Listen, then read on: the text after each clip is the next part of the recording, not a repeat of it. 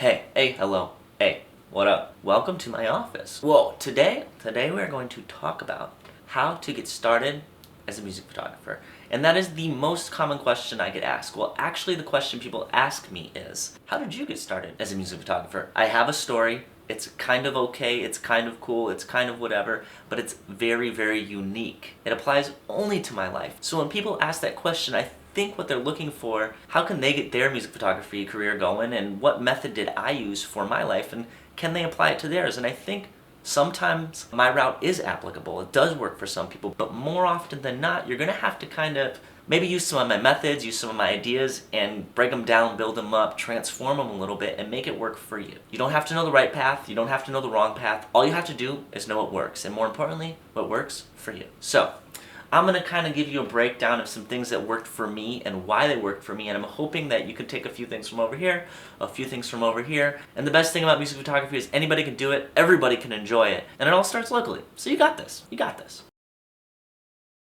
Getting your career going in music photography is kind of similar to how people get their career going in, any type of photography, at least according to the people I've talked to. The very first and most important aspect of it is I call it creating luck. So, creating luck it revolves around doing small things, little things, and everything you can do to help make your career happen. Like I said, you don't know how you're going to get there, but you know where you're going. Right now you're here, you want to get over here and be a music photographer. Maybe you're sitting on your couch right now, maybe you're working a day job, whatever you're doing, you want to be a music photographer. So to create that luck, you need to start going to concerts, you need to start going to local shows, you need to do whatever you can to get yourself moving in a positive direction. And it might seem ridiculous at first. It might be like, well, I'm going to a concert, how is that going to get me to photograph it?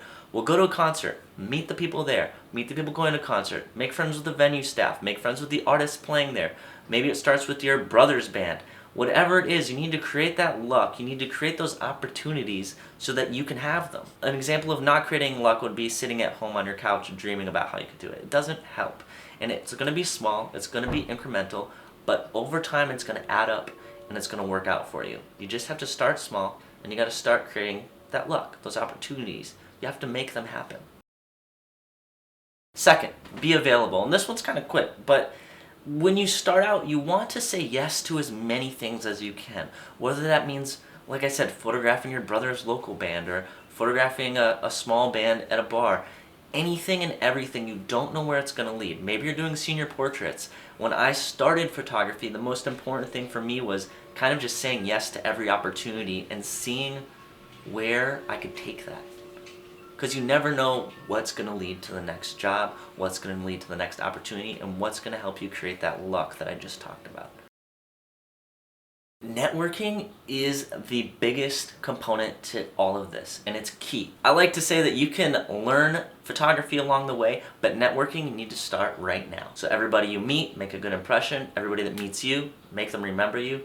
Things like that come into play, and it really just boils down to being a good person, having good intentions, and holding yourself in a nice, positive way. Honestly, just don't be a dick. You're gonna be fine. Just don't be a dick. It's good for you to know people. It's more important for people to know you. You're going to get most of your work through your network, and it's gonna start with people. Just think about how it feels to ask your mom, your friend, or somebody to do a photo shoot with them. If you were to say, hey, I wanna take your picture, they'd be like, all right, sure, I know you, you're my friend, I trust you. That is the feeling you want to have with most of your clients. And it might feel a little bit sometimes like asking, I don't know, your mom's friend. That might be a little more uncomfortable. Say, hey, you know my mom, I would love to photograph you. Hey, you know my brother, I would love to photograph you. Something like that. That feeling of it's a little bit uncomfortable, but you have a mutual friend, that is kind of how you're going to get the majority of your jobs. And it continues, and it may seem ridiculous. It's like, oh, I want to shoot Slipknot. And when I started shooting, I was like, I'm never going to know Slipknot. I'm never going to know them.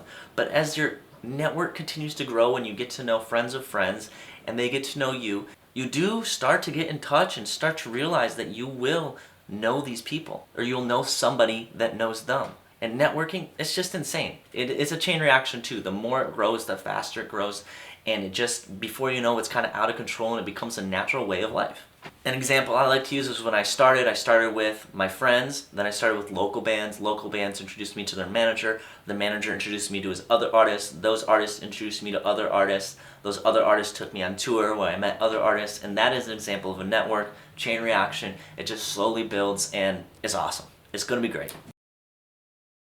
Focusing on the positive is probably one of the best skills, and you can start learning it right now. You're going to get told no a lot. You're going to get turned down. People are going to tell you to piss off. It's going to happen. Get used to it. I'd like to say it gets easier, but it's not that it gets easier. You just honestly just get more used to it. But it still just sucks the whole time. The more you do it, the more it happens, the more you get better at asking questions that you might get turned down for, but all it takes is 1 or 2 yeses, and that's all you need.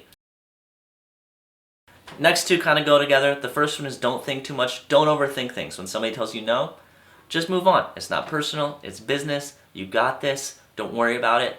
In the same kind of area, sometimes it is good to overthink things because that's how you discover what you should do next. So maybe take into consideration, why is everybody telling me no? Maybe I need to change something. Is there something I need to do differently? Or why are these people who told me yes telling me yes? What can I do more of? Do you and be you. If you're a good person, you're going to go far. If you're a bad person, you probably won't, and that's what you deserve. No, but really, just be yourself. People really connect, they really vibe, and they really feel in touch with people who are real. And if I could say one thing about the people that I aspire to work with, whether it be celebrities, famous musicians, or influencers, things like that, they're all really connected with themselves. And they are 100% always themselves. So something that ties in really closely with being real, being yourself, is you gotta have some social skills, and you might have to work on that. That was a big thing for me. It took a long time for me to be able to talk like this. This took me a very long time. Or to meet people, shake their hand, ask for their phone number, look them in the eyes. These are all things that I've worked on over the years, and you gotta start somewhere. So just start now. And like I said, you can kind of learn photography along the way. You got this. So, that's how I got started. I hope I gave you some tools, some ideas, some concepts that you can kind of utilize, apply to your own life. Remember, when I was doing these things, they weren't like conscious decisions. I wasn't like, all right, I'm going to be better at this, and then I was better at it. I'm just thinking back now and learning what I did and how it helped me, and hopefully can help you. Don't worry about your path. Don't worry about why you can't do something, why you don't have a lot of bands in your area, or all the reasons you can't do something. Just figure out why you can do it, how you're going to get to the next step. And remember, create luck, be positive, be yourself. Networking is key. You got this. We're all rooting for you. Well, at least I am. And I know your friends are probably as well. So if you have any questions, ask me. I'm here to help. Other than that, good luck and keep shooting. All right, peace.